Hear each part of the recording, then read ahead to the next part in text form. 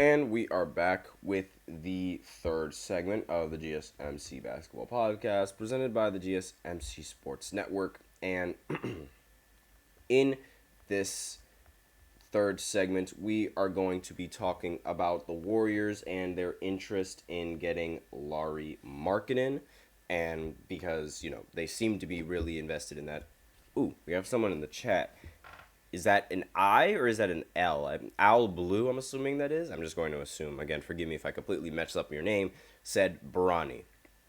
Yep, Bronny. He did get. I'm assuming he's going to talk about the Bronny's contract or he means Bronny's contract with the Lakers. Yes, I did mention before in the previous segment he did sign $7.9 million for 4 years. That is, that's a hefty amount of money. Not to mention that it's already LeBron is going to be making $100 million, so it's like the James family is taking even more money from the Lakers and their organization. Well, not really taking more money because it's under contract, but the Lakers are essentially you know what I'm trying to say. You guys know what I'm trying to say. Don't take that differently. But let me just go right ahead and talk about this next segment, which is going to be about the Golden State Warriors and their interest in acquiring Lauri Markkanen.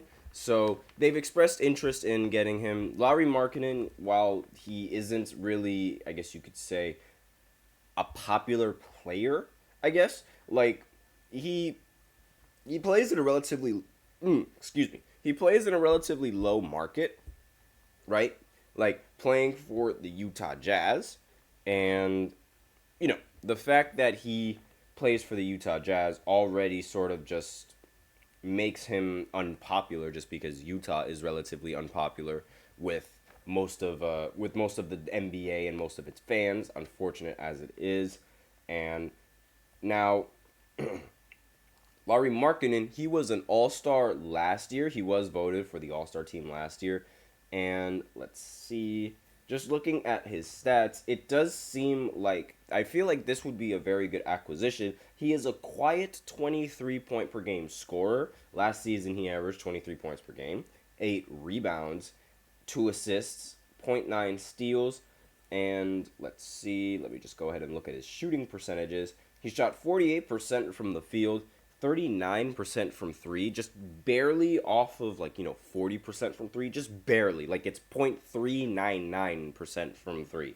And on top of that, his 2-point field goal percentage was 55%. So I have a feeling that I genuinely think that this is a really good, if they do end up landing him, this is a very, very good substitution and honestly a sleeper pick, because the Warriors, obviously you guys know, they had the intention of bringing Paul George to Golden State, but the Clippers, they weren't willing to negotiate a deal with the Golden State Warriors. On top of that, the Warriors also ended up losing Klay Thompson, and when they lost Klay Thompson, obviously, Draymond Green, he cried. Steph Curry really hoped that they could work out a contract. Steve Kerr also tried to keep the big three all together, but it ultimately ended up failing. And so, honestly, I really feel like this is a very solid pickup for the Warriors and a very good substitute, honestly. So, Paul George's numbers, he averaged 22 points per game. So, Lauri Markkanen is giving the exact same, almost the same production on the offensive side of the ball, right? Now, let me go ahead and look a little bit deeper into Paul George's stats from last season. Now, he shot better from 3, 41%, compared to Lauri's 39%. But, again, I feel like that shooting percentage, it's really, really close. Like, it's very close.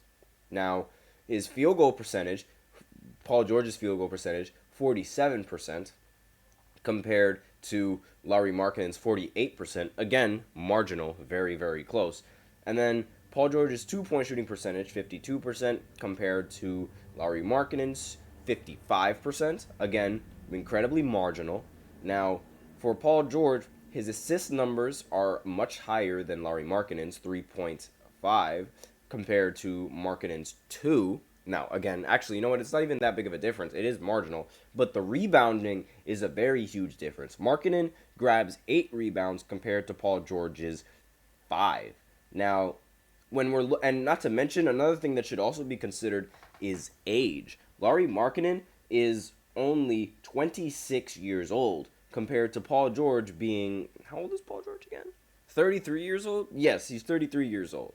And I think, honestly, this could be a better pickup for the Warriors in the long run if they work out a trade that could send him over. Now, I have a mock trade already ready here, so I'm just going to go ahead and bring that up just 1 second. All right. So here's this mock trade for Lauri Markkanen. Now, the Warriors, they receive Lauri Markkanen, obviously. Duh. And the Utah Jazz receive Jonathan Kuminga, Kevon Looney, 3 first-round picks, and 1 pick swap. Now, obviously, Kuminga is, a lot of people might not be reluctant, a lot of Golden State Warriors fans might be reluctant to get rid of Kuminga, but I feel like maybe they're going to have to give up Kuminga if they want to sort of, how should I say, if they want to convince the Utah Jazz that this is a solid trade. Now, I mean, maybe if you want to just get rid of Jonathan Kuminga in this trade, because the 3 first-round picks and 1 swap is pretty valuable for Utah, especially since they do want to try and go into that rebuilding stage. So maybe remove Jonathan Kuminga from that list and just, go with Kevon Looney and 3 first-round picks along with a pick swap. That could also work, but who knows? Like, this is just a mock trade that I'm looking at right here and that I already have set up. So maybe it'll work, maybe it won't. Maybe it'll go through, maybe it won't go through. Granted, DeJounte Murray, the Pelicans were able to snag DeJounte Murray without needing to get rid of Brandon Ingram. So maybe the Warriors can work out a deal where they can end up getting Lauri Markkanen without needing to give up Jonathan Kuminga or any of those, I have a feeling that they're going to have to get rid of some picks. That's genuinely what I feel. And because Lauri Markkanen, while he is going to be valuable for the Warriors, he would also be valuable for Utah as they are trying to rebuild and, sort of create the roster. I believe they would create the roster around Lauri Markkanen, given how he's been an all-star for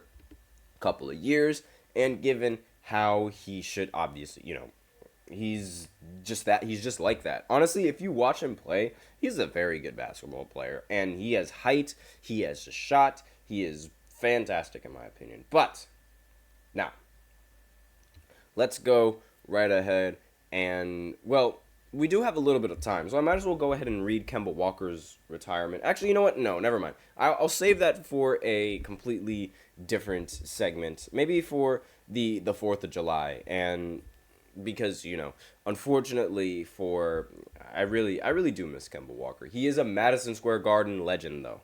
And I'll explain that in a future segment. But with that out of the way, we can go into the 4th segment where I essentially give my grades for free agency, which, it's a lot of players. So I'm just going to give my grades. Now, I might do it for both segments as, the 4th and the 5th segments. So be sure to stay tuned at the end of the 5th segment if you want to see all of my grades for free agency. So I will be right back after this short break. Be sure to stay tuned. In the next segment, as I said before, we're going to talk about I'm going to grade all the free agency moves, the trades, this, that, and the other, right after the short break, so be sure to stay tuned.